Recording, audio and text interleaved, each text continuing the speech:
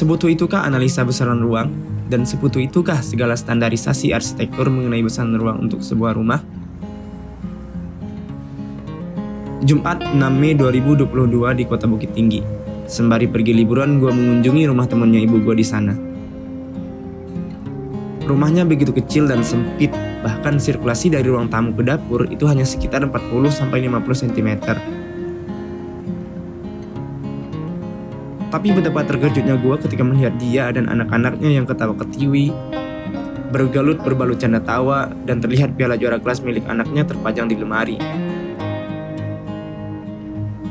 Yang menurut gue itu menandakan hidup mereka aman-aman saja dengan kondisi rumah yang kalau dihadapkan ke kita sebagai arsitek atau mahasiswa arsitek sudah pasti kita salahkan, karena jauh dari standarisasi.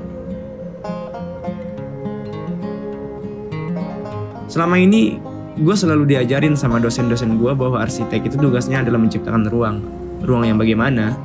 Ya ruang yang sesuai dengan analisa pengguna dan aktivitasnya, sesuai dengan kebutuhan ruangnya, dan lain-lain.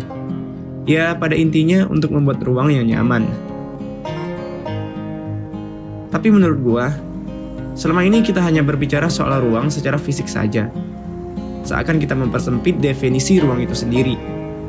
Dan seakan lupa bahwa ruang tidak hanya fisik, tapi juga ada yang metafisik.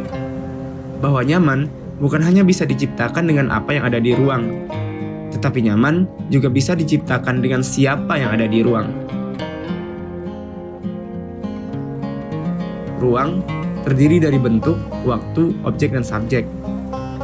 Selama ini, dalam mendesain sebuah rumah, kita selalu mengharuskan fisik ruang keluarga itu harus sesuai dengan standar arsitektural. Kita lupa bahwa sebenarnya ruang keluarga tidak harus selalu berada dalam sebuah rumah. Bahkan di dalam mobil pun kita bisa membuat ruang keluarga, yaitu tergantung dengan bentuk, waktu, objek, dan subjeknya. Gimana pun bentuk rumah lo, pasti itu tempat ternyaman lo untuk pulang.